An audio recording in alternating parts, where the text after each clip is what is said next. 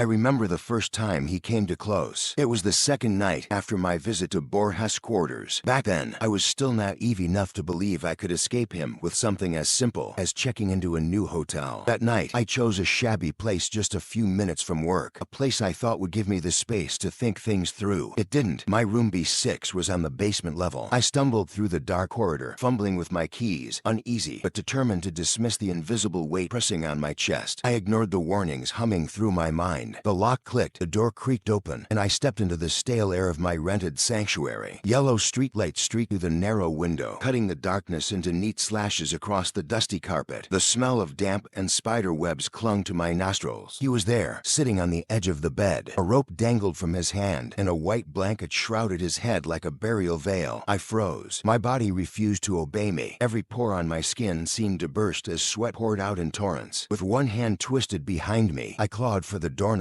frantic to escape. The hinge creaked as he stood, groaning like a man carrying the weight of centuries. His shadow fell on me. Turn the knob, open the door, run. My mind screamed commands, but my slippery hand couldn't obey. Then he grabbed my wrist. His grip was like ice. The hotel corridor stretched and warped as I broke free and fled. The numbers on the doors blurred past me. B5, B3, B1. My legs burned as I lunged up the staircase and burst into the street, the whisper of his voice crawling after me. Your time is coming. Fernandez Agustin Navarro. Coming. Coming. I ran until my legs gave out, collapsing into the refuse-strewn alleys of the city outskirts. I passed out beneath the bruised sky and woke to the cold light of dawn. That was the beginning of my madness.